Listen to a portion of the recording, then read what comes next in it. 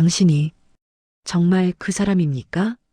74세 박철수의 손이 떨렸다. 50년 만에 마주한 여인의 얼굴에서 시간은 무력했다. 주름 사이로 스며든 세월도 희끗해진 머리카락도 그 눈빛만은 가릴 수 없었다. 1969년 봄 대학 캠퍼스 은행나무 아래에서 처음 본 그 눈빛. 철수 씨. 김영희의 목소리는 여전히 떨림이 있었다. 그녀의 손에는 낡은 편지 봉투가 쥐어져 있었다.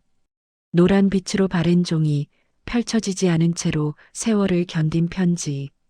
이걸 오늘에야 받았어요. 철수는 그 편지를 보는 순간 심장이 멎는 듯했다. 자신의 필체, 자신이 1970년 여름에 쓴 그 편지. 그가 영희에게 보냈다고 믿었던, 아니, 보냈어야 했던 그 편지. 요양원 정원의 벤치. 가을 햇살이 두 노인을 비추고 있었다. 철수의 딸 민지가 아버지를 이곳에 모신 지 석 달째였다. 그리고 오늘 우연히 새로 입소한 어르신 가족 중에 영희가 있었다. 50년의 공백을 뛰어넘어. 어떻게, 이게 어떻게. 철수의 입술이 바짝 말랐다. 편지 봉투에 적힌 주소는 분명했다. 서울 종로구 원서동 234번지. 영희의 옛집 주소. 그가 직접 쓰고 직접 붙였던 그 주소. 영희는 조용히 편지를 테이블 위에 내려놓았다. 오늘 아침 어머니 유품을 정리하다가 찾았어요. 어머니가 돌아가시기 전까지 이걸 숨기고 계셨던 거예요. 철수의 머릿속으로 1970년 여름이 밀려왔다. 대학교 4학년이던 그는 졸업을 앞두고 영희에게 프로포즈를 결심했다. 가난한 집안의 장남이었지만 대기업 입사가 확정되어 있었다. 미래가 보였다. 영희와 함께할 미래가. 그런데 영희의 어머니 최순자는 단호했다. 우리 영희는 의사 집안으로 시집 보낼 겁니다. 박철수 씨, 당신은 좋은 사람이지만 우리 영희와는 맞지 않아요. 어머님, 저는 진심은 배를 채우지 못합니다. 영희 아버지가 돌아가시고 제가 혼자 이 아이를 키우면서 배운 게 그겁니다. 사랑만으로는 살 수 없어요. 영희는 어머니와 철수 사이에서 괴로워했다. 23살의 그녀는 아직 어머니를 거스를 용기가 없었다. 6.25 전쟁 미망인으로 홀로 딸을 키운 어머니의 삶이 너무 무거웠다. 철수는 편지를 쓰기로 했다. 직접 만나면 영희는 또 울기만 할 것 같았다. 밤새워 쓴 편지에는 그의 모든 마음이 담겨 있었다. 영희야, 나는 당신을 평생 지킬 수 있습니다. 가난하지만 성실하게 일하겠습니다. 어머님을 모시고 싶습니다. 나를 믿어주세요. 이 편지를 받으면 9월 1일 오후 3시 우리가 처음 만난 은행나무 아래로 나와주세요. 그곳에서 기다리겠습니다. 당신이 오지 않으면 나는 당신의 뜻으로 알고 물러나겠습니다. 철수는 그 편지를 붙였다. 그리고 9월 1일 은행나무 아래에서 해질녘까지 기다렸다. 영희는 오지 않았다. 요양원 벤치에서 철수는 떨리는 손으로 물을 마셨다. 그래서 나는 당신이 어머님을 선택한 줄 알았소. 나를 거부한 줄 알았소. 영희의 눈에서 눈물이 흘러내렸다. 저는 그 편지를 받지 못했어요. 9월 내내 기다렸어요. 철수 씨로부터 아무 연락이 없어서 당신이 포기한 줄 알았어요. 그럴 리가. 철수의 목소리가 갈라졌다. 내가 매일 당신 집 앞을 지나갔소. 용기가 없어서 초인종을 누르지는 못했지만 당신이 다른 남자와 함께 나오는 걸 봤소. 10월이었소. 당신이 활짝 웃고 있었소. 영희는 고개를 저었다. 그건 어머니가 정해준 선을 본 날이었어요. 저는 거부했어요. 하지만 어머니는 계속 주선하셨고, 그래서 결혼했소? 그 남자와? 영희는 천천히 고개를 끄덕였다. 1971년 봄에요. 어머니가 편찮으셔서 저는 효도해야 한다고 생각했어요. 어머니의 마지막 소원이라고 하셔서 철수도 1972년에 맞선으로 만난 여자와 결혼했다. 사랑은 아니었지만 성실한 남편이 되려고 노력했다. 두 딸을 낳고 평범하게 살았다. 아내는 10년 전에 암으로 세상을 떠났다. 요양원 생활이 시작되면서 철수와 영희는 자주 마주쳤다. 아침 식사 시간, 산책 시간, 오후 티타임. 50년의 공백은 이상하게도 어색하지 않았다. 요즘 아버지 표정이 밝아지셨어요. 철수의 둘째 딸 민지가 언니 민주에게 말했다. 새로 오신 김영희 할머니랑 친해지신 것 같아. 옛날 친구였나 봐. 하지만 민지는 무언가 이상함을 느꼈다.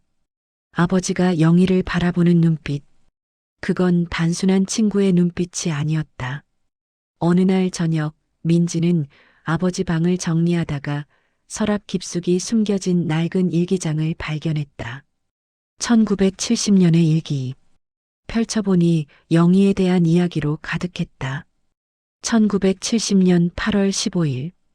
오늘 영희에게 편지를 붙였다. 내 인생을 건 편지다. 9월 1일 그녀가 나와준다면 당장 약혼하고 싶다. 어머님께도 무릎 꿇고 사정하겠다. 1970년 9월 1일. 영희가 나오지 않았다. 해가 질 때까지 기다렸다. 나는 이제 어떻게 해야 하나. 1970년 10월 3일. 영희가 다른 남자와 함께 있는 걸 봤다. 내 심장이 찢어지는 것 같다. 하지만 그녀의 행복을 빌어야겠다. 민지는 충격을 받았다. 아버지에게 이런 과거가 있었다니. 그리고 지금 요양원에 함께 있는 김영희 할머니가 바로 그 사람이라면. 그날 밤 영희의 아들 재훈도 비슷한 발견을 했다. 어머니가 오랫동안 간직해온 상자 안에서 오래된 사진을 발견한 것이다. 1969년 대학 축제에서 찍은 사진. 어머니 옆에 서 있는 청년. 뒷면에 작은 글씨로 적혀 있었다. 철수와 함께 내 인생에서 가장 행복한 날. 재훈은 어머니에게 물었다. 어머니, 이 사람이 누구예요? 영희는 사진을 보더니 한참을 말이 없었다. 옛날 친구야. 아주 오래전 요양원에 계신 박철수 할아버지랑 같은 사람인가요? 어머니가 요즘 자주 만나시는. 영희는 대답하지 않았다. 하지만 그녀의 침묵이 답이었다. 민지와 재우는 우연히 요양원 카페테리아에서 마주쳤다. 두 사람은 서로의 부모가 자주 함께 시간을 보낸다는 것을 알고 있었다. 실례지만 혹시 박철수 할아버지 따님이신가요? 재훈이 먼저 말을 걸었다. 네, 맞아요. 그런데 제 어머니가 김영희인데요. 혹시 두 분이 과거에 어떤 사이였는지 아세요? 민지는 아버지의 일기를 떠올렸다. 제가 알기로는 옛날 친구 사이인 것 같은데요. 하지만 재훈의 표정은 어두웠다. 저는 걱정이 돼서요. 어머니가 요즘 아버지 이야기를 자주 하세요. 돌아가신 아버지 말이에요. 박철수 할아버지와 시간을 보낸 후에는 더 심해지셨어요. 당신은 나를 사랑하지 않았어요 라고 중얼거리시고 민지도 같은 걱정을 하고 있었다. 저희 아버지도 돌아가신 어머니 이야기를 하시는데 마치 죄책감을 느끼시는 것 같아요. 미안하다 여보라고 혼자 말씀하시고 두 사람은 불안했다. 50년 전의 사랑이 지금 부모님들을 괴롭히고 있는 건 아닐까? 며칠 후 상황은 악화되었다. 영희의 방에서 그녀가 쓰러진 것이다. 혈압이 급격히 올라가 응급실로 실려갔다. 철수는 영희를 따라 병원으로 갔고 민지와 재훈도 급히 달려왔다. 응급실 밖에서 재훈은 철수에게 따졌다. 할아버지, 우리 어머니한테 무슨 말씀을 하신 겁니까? 어머니가 요즘 밤마다 우시는 거 아세요? 철수는 당황했다. 나는 아무 말도 하지 않았소. 그저 옛날 이야기를 나눴을 뿐이요. 옛날 이야기가 어머니를 이렇게 만든 겁니다. 할아버지는 그냥 떠나 계세요. 어머니한테 더 이상 가까이 오지 마세요. 민지가 아버지를 감쌌다. 아버지, 집으로 가요. 여기 있으면 안 돼요. 철수는 영희가 있는 응급실 문을 바라보며 발길이 떨어지지 않았다. 하지만 재훈의 분노 어린 눈빛에 결국 고개를 떨구고 돌아섰다. 그날 밤 철수는 요양원 자기 방에서 혼자 울었다. 74년을 살면서 이렇게 서럽게 운 적이 없었다. 50년 만에 다시 만난 첫사랑. 그런데 이번에도 그녀를 잃게 되는 건가? 영희는 사흘 만에 퇴원했다. 하지만 재훈의 언명으로 철수와는 만날 수 없었다. 철수는 멀리서 영희를 바라만 봤다. 영희도 복도에서 철수와 눈이 마주치면 슬픈 미소를 지었다. 민지는 아버지가 점점 무기력해지는 것을 보며 괴로워했다. 식사도 거르고 산책도 나가지 않았다. 그저 창밖만 바라보며 하루를 보냈다. 언니, 우리가 뭔가 잘못한 것 같아. 민지가 언니 민주에게 전화했다. 아버지한테 첫사랑이 있었대. 그리고 그 사람이 지금 같은 요양원에 계셔. 그런데 그 집 아들이 두 분 만나지 못하게 해. 민주는 오랫동안 침묵했다. 민지야, 우리 어머니한테 미안하지 않아? 어머니 돌아가신 지 겨우 10년인데. 하지만 언니, 아버지가 어머니를 사랑하지 않으셨던 건 아니잖아. 평생 성실하게 사셨어. 그런데 이제. 알아. 나도 알아. 하지만 민지는 결심했다. 진실을 알아야 했다. 그 편지에 숨겨진 진실을. 그녀는 재훈을 다시 만났다. 재훈 씨, 제가 뭔가 발견한 게 있어요. 우리 아버지 일기장인데요. 1970년에 쓰신 거예요. 민지는 일기장을 보여주었다. 재훈은 읽으면서 표정이 굳어졌다. 이건 어머니가 말씀하신 것과 같네요. 편지를 보냈다고. 네. 그런데 그 편지를 댁 어머니가 받지 못하신 거예요. 할머니, 외할머니가 숨기셨다고 하셨어요. 재훈의 얼굴이 창백해졌다. 외할머니가요? 그럼 두 사람은 최순자 영희의 어머니에 대해 조사하기 시작했다. 영희가 보관하고 있던 어머니의 유품들을 살펴보았다. 그리고 또 다른 편지를 발견했다. 최순자가 1995년 자신이 위암 말기 판정을 받고 쓴 편지였다. 영희에게 주려다가 끝내주지 못한 편지. 영희야, 엄마가 너에게 큰 잘못을 했다. 1970년 박철수라는 청년이 너에게 편지를 보냈다. 나는 그 편지를 받아서 숨겼다.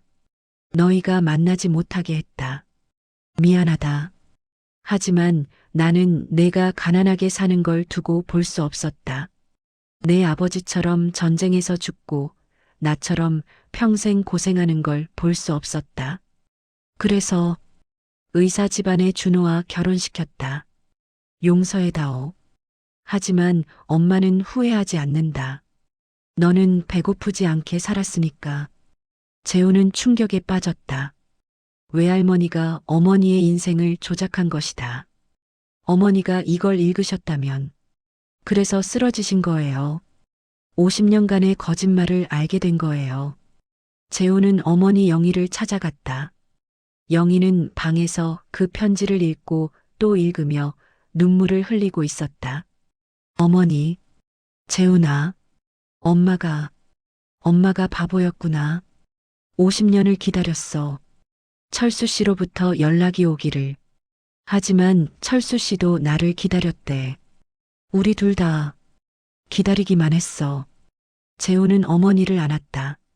어머니, 제가 잘못했어요.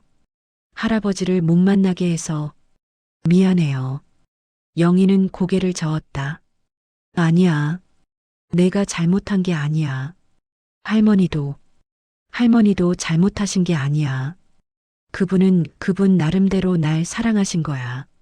그저 우리가 불운했던 거지. 그래도 이제라도. 영희는 창밖을 바라보았다. 철수가 정원 벤치에 앉아 있었다. 홀로. 그날 저녁 요양원 원장의 주선으로 두 가족이 모였다. 민지, 민주, 재훈, 그리고 영희의 딸 수진까지. 민지가 먼저 말을 꺼냈다. 우리 어머니는 아버지를 사랑했어요. 아버지도 어머니를 사랑했고요. 하지만 아버지 일기를 읽어보니 평생 김영희 할머니를 잊지 못하신 것 같아요. 그게 잘못된 건 아니에요. 사람의 마음은 복잡하니까요. 민주가 눈물을 닦았다. 저는 처음에는 아버지가 어머니를 배신한 것 같아서 화가 났어요. 하지만 아버지는 평생 성실하게 사셨어요. 어머니가 편찮으실 때도 돌아가실 때도 곁을 지키셨어요. 그런데 이제 74세가 되셨는데 마지막으로 행복할 권리가 있는 거 아닐까요? 재훈이 고개를 숙였다. 저는 제 아버지를 배신하는 것 같아서 두려웠어요. 아버지는 좋은 분이셨어요. 어머니를 사랑했고요. 하지만 어머니의 일기를 읽어봤어요. 어머니도 아버지를 존중했지만 사랑과는 다른 감정이었던 것 같아요. 평생 의무로 사신 거예요. 영희의 딸 수진이 말했다. 저희 아버지도 알고 계셨을 거예요. 엄마가 다른 사람을 마음에 두고 있다는 걸. 그래도 끝까지 엄마를 지켜주셨어요. 돌아가시기 전에 저한테 말씀하셨어요. 엄마를 자유롭게 해드려라. 엄마는 평생 날 위해 살았다고요. 방안이 조용해졌다. 그리고 민지가 일어났다. 저는 아버지가 행복하셨으면 좋겠어요. 남은 시간이라도.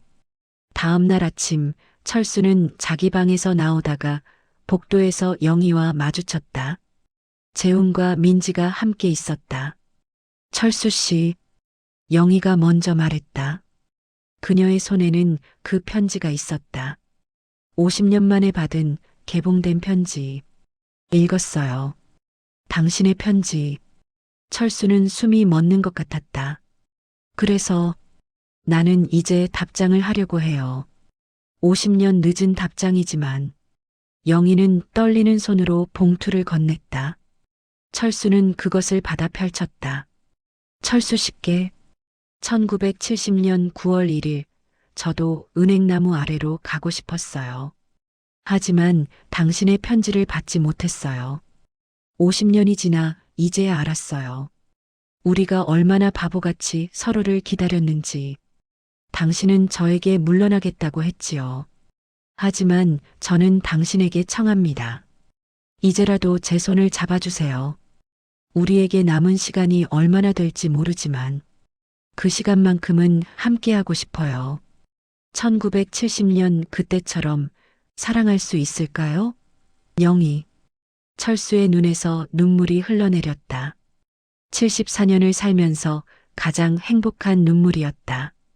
영희 씨, 나도 당신을. 말을 잇지 못하는 철수에게 영희가 다가갔다. 그리고 조심스럽게 그의 손을 잡았다. 주름진 손과 손. 하지만 그 온기는 여전했다. 재훈과 민지가 뒤에서 지켜보며 미소 지었다. 우리 은행나무 아래로 갈까요? 철수 씨. 네. 가지요, 영희 씨. 두 노인은 손을 잡고 요양원 정원을 걸어 나갔다. 정원 한쪽에는 작은 은행나무가 있었다. 가을이라 노란 잎들이 바람에 흩날렸다. 은행나무 아래서 철수는 영희를 바라보았다. 영희 씨, 내가 50년 전에 하려던 말이 있소. 무슨 말이요? 철수는 떨리는 목소리로 말했다. 나와 결혼해 주시겠소? 영희는 웃었다.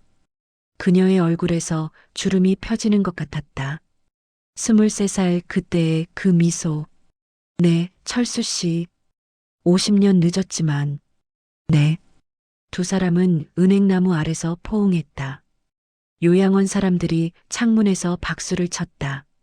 민지와 민주, 재훈과 수진도 함께 박수쳤다. 그로부터 3달 후 작은 결혼식이 열렸다. 요양원 강당에서 하객은 많지 않았지만 모두의 얼굴에는 진심 어린 축복이 있었다. 철수는 턱시도를, 영희는 흰색 드레스를 입었다.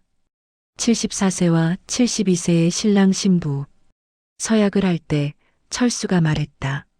나 박철수는 김영희 씨를 아내로 맞이하며 병들 때나 건강할 때나 남은 생의 모든 순간을 함께하겠습니다.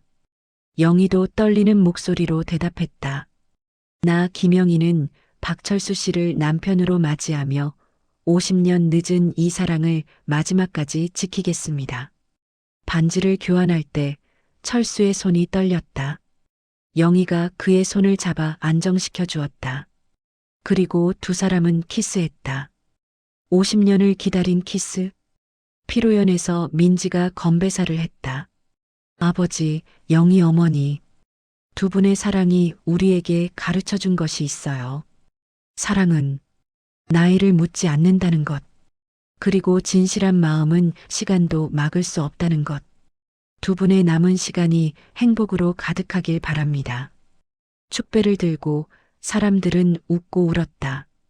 그날 밤 철수와 영희는 요양원 옥상에 올라갔다. 별이 가득한 하늘 아래서 둘은 벤치에 나란히 앉았다. 철수 씨, 후회하지 않아요? 무엇을요? 50년을 헛되이 보낸 것. 철수는 고개를 저었다. 아니요. 그 50년이 있었기에 지금 이 순간이 더 소중한 거요. 우리는 각자의 삶을 살았소. 그것도 의미 있는 시간이었소.